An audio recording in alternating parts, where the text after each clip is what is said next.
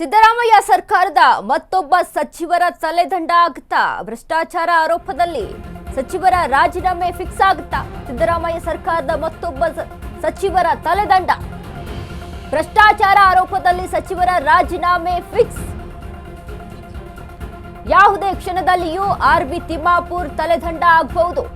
ಅಬಕಾರಿ ಲೈಸೆನ್ಸ್ಗೆ ಕೋಟಿ ಕೋಟಿ ಲಂಚ ಕೇಳಿದ್ದ ಅಧಿಕಾರಿಗಳು, ಸಚಿವರು ಅವರ ಪುತ್ರರ ಹೆಸರಲ್ಲಿ ಲಂಚ ಕೇಳಿದ್ದ ಆರೋಪ. ಲೋಕಾಯುಕ್ತಗೆ ಉದ್ಯಮಿ ಲಕ್ಷ್ಮೀನಾರಾಯಣ್ ಕಂಪ್ಲೇಂಟ್ ಅನ್ನ ಕೊಟ್ಟಿದ್ದಾರೆ. ಸಾಕ್ಷ್ಯ ಸಮೇತ ದೂರು ನೀಡಿರುವ ಲಕ್ಷ್ಮೀನಾರಾಯಣ್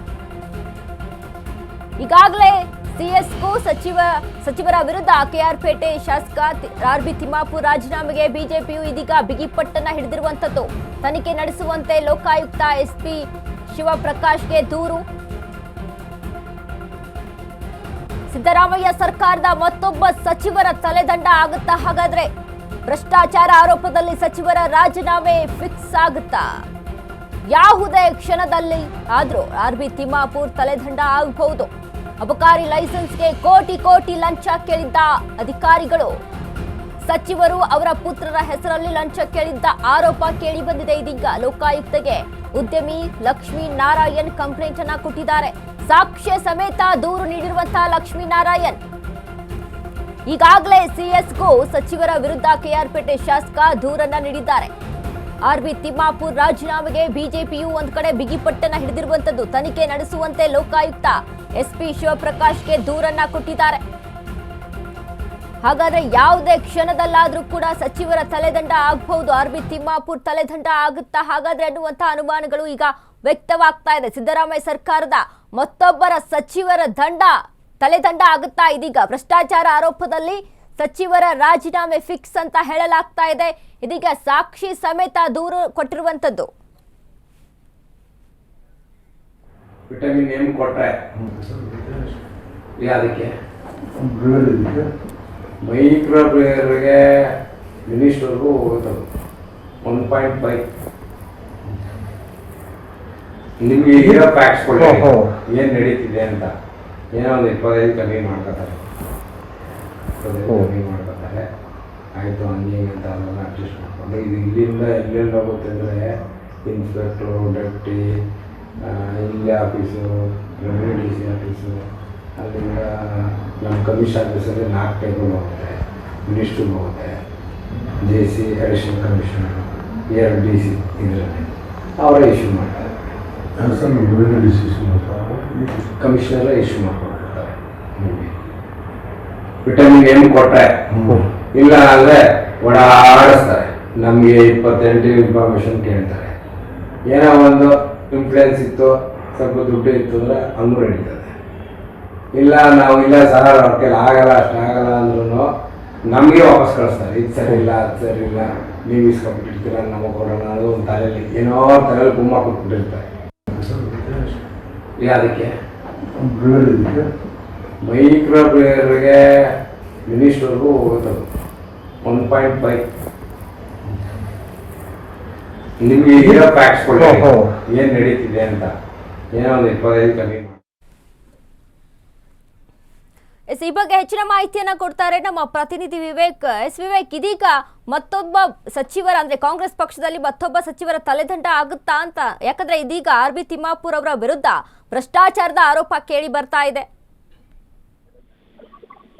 ಎಸ್ ವನಿತಾ, ಈಗಾಗಲೇ ಈ ಸರ್ಕಾರ ರಚನೆ ಆದಾಗಿಂದ 2 ಸಚಿವರ ತಲೆದಂಡ ಕೂಡ ಆಗಿದೆ. ಮೊದಲಿಗೆ ಬಿ ನಾಗೇಂದ್ರ ಅವರ ತಲೆದಂಡ ಕೂಡ ಆಗಿತ್ತು. ಜೊತೆಗೆ ಸಚಿವ ಸ್ಥಾನದಿಂದ ರಾಜಣ್ಣ ಅವ್ರಿಗೂ ಕೂಡ ಕಿಕ್ಔಟ್ ಮಾಡಲಾಗುತ್ತೆ. ಈ ರೀತಿಯಾಗಿ 2 ಸಚಿವರನ್ನ ಈಗಾಗಲೇ ಕೆಳಗಿಳಿಸಲಾಗಿದೆ. ಜೊತೆಗೆ ಈಗ ಆರ್ಬಿ ತಿಮ್ಮಾಪುರ ಅವರ ಇಲಾಖೆ, ಅಬಕಾರಿ ಇಲಾಖೆ ಏನಿದೆ, ಇಲ್ಲಿ ಬ್ರಹ್ಮಾಂಡ ಭ್ರಷ್ಟಾಚಾರ ನಡೆದಿದೆ ಅನ್ನೋ ಒಂದು ಆರೋಪಗಳು ಪದೇ ಪದೇ ಕೇಳಿ ಬರ್ತಾನೆ ಇದೆ. ಜೊತೆಗೆ ಈ ಬಾರಿ ಲಕ್ಷ್ಮೀನಾರಾಯಣ್ ಎಂಬ ವ್ಯಕ್ತಿ ಕೂಡ ಹೋಗಿ ನೇರವಾಗಿ ಲೋಕಾಯುಕ್ತಕ್ಕೆ ಕೂಡ ಸಾಕ್ಷಿ ಸಮೇತ ದೂರನ್ನ ಕೊಟ್ಟಿದ್ದಾರೆ. ಜೊತೆಗೆ ಆ ಆಡಿಯೋಗಳಲ್ಲಿ ಉಲ್ಲೇಖ ಇರ್ತಕ್ಕಂಥದ್ದು ಆರ್ವಿ ತಿಮ್ಮಾಪುರ್ ಅವರ ಮಗ ಆದಂತವರ ಒಂದಿಷ್ಟು ಆಡಿಯೋಗಳು ಕೂಡ ಅದರಲ್ಲಿದೆ, ಬಳಕೆ ಆಗಿದೆ ಎಂಬ ಒಂದಿಷ್ಟು ಆರೋಪಗಳು ಕೂಡ ಕೇಳಿ ಬರ್ತದೆ. ಜೊತೆಗೆ ಆರ್ವಿ ತಿಮ್ಮಾಪುರ್ ಅವರ ಮೇಲೆ ಈ ಹಿಂದೆ ಕೂಡ 1-2 ಬಾರಿ ಇದೇ ರೀತಿಯಾದಂತಹ ಆರೋಪಗಳು ಕೂಡ ಕೇಳಿ ಬಂದಿತ್ತು. ಜೊತೆಗೆ ಸಿಎಸ್ಗೂ ಕೂಡ ಕೆಆರ್ಪೇಟೆ ಶಾಸಕರು ಕೂಡ ಹೋಗಿ ದೂರನ್ನ ನೀಡಿದ್ರು. ಜೊತೆಗೆ ಇದೆಲ್ಲವನ್ನು ಗಮನಿಸ್ತಾ ಹೋದ್ರೆ ಎಲ್ಲೋ ಒಂದ್ ಕಡೆ ಆರ್ವಿ ತಿಮ್ಮಾಪುರ ಇಲಾಖೆಯಲ್ಲೂ ಕೂಡ ಒಂದಿಷ್ಟು ಭ್ರಷ್ಟಾಚಾರ ನಡೆದಿದೆಯಾ ನಿಜಕ್ಕೂ ಅಂತ ಕೂಡ ಒಂದಿಷ್ಟು ಪ್ರಶ್ನೆಗಳು ಮೂಡುತ್ತದೆ.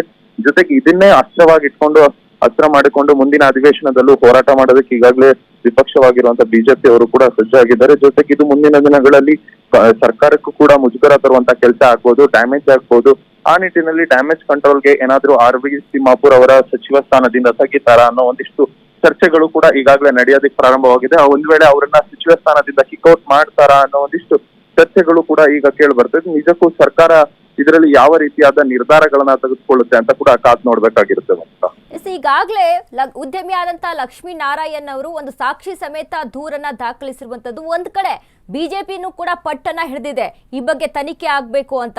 ಸೊ ಈ ಒಂದು ವಿಚಾರಕ್ಕೆ ಸಂಬಂಧಪಟ್ಟಂತೆ ರಾಜಕೀಯವಾಗಿ ಇನ್ನೂ ಯಾವೆಲ್ಲ ರೀತಿಯಾದಂತಹ ತಿರುವುಗಳನ್ನ ಪಡೆದುಕೊಳ್ಬಹುದು ಅಂತ. ಎಸ್ ವನಿತಾ, ಈಗಾಗಲೇ ಈ ಹಿಂದಿನ ವಿಚಾರಗಳನ್ನ ಗಮನಿಸ್ತಾ ಹೋದ್ರೆ ಕೆಲವೊಮ್ಮೆ ಸಚಿವರ ಮೇಲೆ ಆರೋಪ ಕೇಳ ಬಂದಿದ್ದ ಸಂದರ್ಭದಲ್ಲೇ ಸಚಿವರು ನೇರವಾಗಿ ರಾಜೀನಾಮೆಯನ್ನ ಕೊಡ್ತಾರೆ. ಕೆಲವೊಂದು ಸಂದರ್ಭದಲ್ಲಿ ಇದೇ ರೀತಿಯಾಗಿ ಆರೋಪಗಳು ಕೇಳುವಂತ ಸಂದರ್ಭದಲ್ಲಿ ಒಂದಿಷ್ಟು ತನಿಖಾ ಸಂಸ್ಥೆಗೂ ಕೂಡ ಇದನ್ನ ಒಪ್ಸಲಾಗುತ್ತೆ. ಆಗ ಆ ತನಿಖೆ ನಡೆದಂತ ಸಂದರ್ಭದಲ್ಲಿ ಅವ್ರಿಗೆ ಒಂದು ವೇಳೆ ಕ್ಲೀನ್ ಚಿಟ್ ಸಿಕ್ಕಿದ್ರೆ ಅವ್ರು ಅದೇ ಸಚಿವ ಸ್ಥಾನದಲ್ಲಿ ಮುಂದುವರಿತಾರೆ. ಒಂದು ವೇಳೆ ಕ್ಲೀನ್ ಚಿಟ್ ಸಿಕ್ಕದೆ ಹೋಗ್ತಾರೆ ಅವ್ರು ರಾಜೀನಾಮೆ ಕೊಡುವಂತ ಪರಿಸ್ಥಿತಿ ಕೂಡ ಉಂಟಾಗುತ್ತೆ. ಆದ್ರೆ ಈ ಪ್ರಕರಣದಲ್ಲಿ ಸರ್ಕಾರ ಯಾವ ನಿರ್ಧಾರಗಳನ್ನ ತೆಗೆದುಕೊಳ್ಳುತ್ತೆ ಅಂತ ಕೂಡ ಕಾದ್ ನೋಡ್ಬೇಕಾಗಿರುತ್ತೆ. ಏನಾದ್ರೂ ಯಾವ ತನಿಖಾ ಸಂಸ್ಥೆ ಕೊಡುತ್ತೆ, ಪ್ರತ್ಯೇಕವಾಗಿ ಇದಕ್ಕೆ ಏನಾದ್ರೂ ಪ್ರತ್ಯೇಕವಾಗಿ ಒಂದು ಸಿಐಡಿ ವರದಿ ಕೊಡಿ ಅಂತ ಏನಾದ್ರೂ ಒಪ್ಸುತ್ತಾ ಸರ್ಕಾರ ಅಂತ ಕೂಡ ಕಾದ್ ನೋಡ್ಬೇಕಾಗಿರುತ್ತೆ. ಈಗಾಗಲೇ ಈ ವಿಚಾರಕ್ಕೆ ಲೋಕಾಯುಕ್ತ ಕೂಡ ಎಂಟ್ರಿ ಕೊಟ್ಟಿದೆ. ಮುಂದಿನ ದಿನಗಳಲ್ಲಿ RV ತಿಮ್ಮಾಪುರ್ ಅವರ ಮಗನದ್ದು ಅಂತ ಒಂದು ಕೇಳಿ ಬಂದಿರುವಂತ ಆಡಿಯೋ ಏನಿದೆ ಅದೆಲ್ಲವೂ ಕೂಡ ನಿಜಕ್ಕೂ ಅವರದ್ದೇ ಅಂತ ಏನಾದ್ರೂ ಸಾಬೀತಾದ್ರೆ ಇವರು ಕೂಡ ರಾಜೀನಾಮೆ ನೀಡುವಂತ ಪರಿಸ್ಥಿತಿಗೂ ಕೂಡ ಹೋಗುವಂತ ಸಾಧ್ಯತೆಗಳು ಇದೆ. ವನಿತಾ, ಧನ್ಯವಾದಗಳು ವಿವೇಕ್ ನಿಮ್ಮೆಲ್ಲ ಮಾಹಿತಿಗೆ. ಇದೀಗ ಕಾಂಗ್ರೆಸ್ ಪಕ್ಷದಲ್ಲಿ ಈ ಹಿಂದೆ ಕೂಡ ನಾಗೇಂದ್ರ ಅವರ ತಲೆದಂಡ ಆಗುತ್ತೆ. ಒಂದು ವಾಲ್ಮೀಕಿ ಹಗರಣದಲ್ಲಿ ಕೋಟಿ ಹಣ ಅಕ್ರಮ ವರ್ಗಾವಣೆ ಮಾಡಿರುವಂತಹ ವಿಚಾರಕ್ಕೆ ಸಂಬಂಧಪಟ್ಟಂತೆ ಅದಾದ ಮೇಲೆ ಇದೀಗ ಮತ್ತೆ RV ತಿಮ್ಮಾಪುರ್ ಮೇಲೆ ಈ ರೀತಿಯಾಗಿ ಆರೋಪಗಳು ಕೇಳಿ ಬರ್ತಾ ಇದೆ. ಅಬಕಾರಿ ಇಲಾಖೆಯ ಒಂದು ಅಧಿಕಾರಿಗಳಲ್ಲಿ ಅಲ್ಲಿ ಲಂಚವನ್ನ ಬೇಡಿದ್ದಾರೆ ಅನ್ನುವಂತಹ ಆರೋಪ RV ತಿಮ್ಮಾಪುರ್ ಮತ್ತು ಅವರ ಪುತ್ರನ ವಿರುದ್ಧ ಕೇಳಿ ಬರ್ತಾ ಇರುವಂತದ್ದು. ಇನ್ನು ಅದರಂತೆ ಲಕ್ಷ್ಮೀನಾರಾಯಣ್ ಉದ್ಯಮಿ ಏನಿದ್ದಾರೆ ಅವರು ಸಾಕ್ಷಿ ಸಮೇತ ಒಂದು ರೀತಿಯಾಗಿ ಕಂಪ್ಲೇಂಟ್ ಅನ್ನ ಕೊಟ್ಟಿದ್ದಾರೆ. ಆದ್ರೆ ಈ ಒಂದು ಸಾಕ್ಷಿ ಏನು ಕೊಟ್ಟಿದ್ದಾರೆ ಇದು ಎಷ್ಟು ಮಟ್ಟಿಗೆ ಒಂದು ನಿಜವಾಗಿದೆ ಅಥವಾ ಯಾವ ರೀತಿಯಾಗಿದೆ ಇದನ್ನೆಲ್ಲ ಕೂಡ ತನಿಖೆನ ನಡೆಸಲಾಗುತ್ತೆ. ಈಗೇನು ವಾಯ್ಸ್ ರೆಕಾರ್ಡರ್ ಕೊಟ್ಟಿರ್ಬೋದು ಅಥವಾ ಕಾಲಲ್ಲಿ ಮಾತಾಡುವಂತ ಅಲ್ಲಿ ರೆಕಾರ್ಡಿಂಗ್ ಇರ್ಬೋದು ಅಥವಾ ಈ ರೀತಿಯಾಗಿ ಏನೋ ಸಾಕ್ಷ್ಯ ಇದ್ರೂ ಕೂಡ ಅದನ್ನ FSLಗೆ ಕಳಿಸಿ ಅಲ್ಲಿ ಪರಿಶೀಲನೆಯನ್ನ ಮಾಡಬೇಕಾಗುತ್ತೆ. ಇದೆಲ್ಲವನ್ನ ಕೂಡ ಆಯಾ ಆಂಗಲ್ ಅಲ್ಲಿ ಅದನ್ನ ಪರೀಕ್ಷೆಯನ್ನ ಅಲ್ಲಿ ನಡೆಸಬೇಕಾಗುತ್ತೆ. ಆ ನಂತರ ಅಲ್ಲಿ ಇನ್ವೆಸ್ಟಿಗೇಷನ್ ನ ಮುಂದುವರಿಸಬೇಕಾಗುತ್ತೆ. ಆದ್ರೆ ಒಂದು ಕಡೆ ಇದು ಇದೀಗ ಬಿಜೆಪಿಗೆ ಒಂದು ರೀತಿಯಾಗಿ ಅಸ್ತ್ರವಾಗಿ ಬಳಸ್ಕೊಳ್ತಾ ಇರುವಂತದ್ದು. ಹೀಗಾಗಿ ಬಿಜೆಪಿ ಕೂಡ ಇದ್ರ ಮೇಲೆ ಆರೋಪ ಅಂದ್ರೆ ಯಾರಿಗೆ RV ತಿಮ್ಮಾಪುರ್ ಮೇಲೆ ತನಿಖೆ ಆಗ್ಬೇಕು ಇದ್ರ ಬಗ್ಗೆ ಲೋಕಾಯುಕ್ತ ಕೂಡ ಇತ್ತ ಗಮನ ಹರಿಸಿ ಅಲ್ಲಿ ತನಿಖೆಯನ್ನ ನಡೆಸಬೇಕು ಅನ್ನುವಂಥದ್ದು. ಒಂದು ಕಡೆ ಬಿಜೆಪಿ ಕೂಡ ಈಗ RV ತಿಮ್ಮಾಪುರ್ ವಿರುದ್ಧ ಕಾಂಗ್ರೆಸ್ ಪಕ್ಷದ ವಿರುದ್ಧ ಹರಿಹಾಯ್ತಾ ಇರುವಂತದ್ದು. ಇನ್ನು ಇವೆಲ್ಲವನ್ನ ಗಮನಿಸಿ ನೋಡಿದಾಗ ಹಾಗಾದ್ರೆ RV ತಿಮ್ಮಾಪುರ್ ತಲೆದಂಡ ಫಿಕ್ಸ್ ಆಗುತ್ತಾ ಅನ್ನುವಂಥದ್ದು ಒಂದ್ ಕಡೆ ಪ್ರಶ್ನೆಯನ್ನ ಮೂಡಿಸ್ತಾ ಇದೆ. ಆದ್ರೆ ಇದೀಗ ಲಕ್ಷ್ಮೀನಾರಾಯಣ್ ಉದ್ಯಮಿಯಾದಂತ ಲಕ್ಷ್ಮೀನಾರಾಯಣ್ ಕೊಟ್ಟಿರುವಂತ ಈ ಒಂದು ಕಂಪ್ಲೇಂಟ್ ಏನಿದೆ, ಈ ಒಂದು ಸಾಕ್ಷಿ ಏನಿದೆ, ಆ ಸಾಕ್ಷಿಯ ಪರಿಶೀಲನೆಯನ್ನ ಅಷ್ಟೇ ಉತ್ತಮವಾಗಿ ಅಲ್ಲಿ ನಡೆಸಬೇಕಾಗುತ್ತೆ. ಹೀಗಾಗಿ ಮತ್ತೆ RV ತಿಮ್ಮಾಪುರ್ ಅವರ ಜೊತೆಗೆ ಅವರ ಪುತ್ರನ ವಿರುದ್ಧ ಇವರು ಒಂದು ಲಂಚಕ್ಕೆ ಬೇಡಿಕೆಯನ್ನ ಇಟ್ಟಿದ್ರು. ಅಬಕಾರಿ ಇಲಾಖೆಯ ಅಲ್ಲಿ ಅಧಿಕಾರಿಗಳಿಗೆ ಒಂದು ಲಂಚಕ್ಕೆ ಬೇಡಿಕೆಯನ್ನ ಇಟ್ಟಿದ್ರು ಈ ಒಂದು ಹುದ್ದೆಗೆ ಅನ್ನುವಂಥದ್ದು ಇಲ್ಲಿ ಕೇಳಿ ಬರ್ತಾ ಇರುವಂತದ್ದು. ಸೊ ಹೀಗಾಗಿ ಬಿಜೆಪಿ ಕೂಡ ಲೋಕಾಯುಕ್ತ ಇದಕ್ಕೆ ತನಿಖೆಯನ್ನ ಮಾಡಬೇಕು, ಲೋಕಾಯುಕ್ತಗೆ ಕಂಪ್ಲೇಂಟ್ ಅನ್ನ ಕೊಟ್ಟು ಲೋಕಾಯುಕ್ತ ಇದಕ್ಕೆ ಅಲ್ಲಿ ತನಿಖೆಗೆ ಮುಂದಾಗಬೇಕು ಅನ್ನುವಂಥದ್ದು ಒಂದು ಕಡೆ ಇಲ್ಲಿ ಆರೋಪ ಒಂದು ಕಡೆ ಇಲ್ಲಿ ನಡೀತಾ ಇರುವಂತದ್ದು. ಸೊ ಹೀಗಾಗಿ ಇದನ್ನೆಲ್ಲ ಗಮನಿಸ್ಕೊಂಡು ನೋಡಿದಾಗ ಹಾಗಾದ್ರೆ RV ತಿಮ್ಮಾಪುರ್ ಈ ಒಂದು ವಿಚಾರದಲ್ಲಿ ತಲೆದಂಡ ಫಿಕ್ಸ್ ಆಗುತ್ತಾ ಅನ್ನುವಂಥದ್ದು ಮತ್ತೊಂದು ಕಡೆ ಪ್ರಶ್ನೆಯನ್ನ ಹುಟ್ಟಿ ಆಗ್ತಾ ಇದೆ. ಆದ್ರೆ ಇದೆಲ್ಲವೂ ಕೂಡ ಕಾಂಗ್ರೆಸ್ ಪಕ್ಷಕ್ಕೆ ಮುಂದಿನ ದಿನಗಳಲ್ಲಿ ಯಾವ ರೀತಿಯಾಗಿ ಮಾರಕ ಆಗುತ್ತೋ ಕಾದ್ ನೋಡ್ಬೇಕಾಗುತ್ತೆ.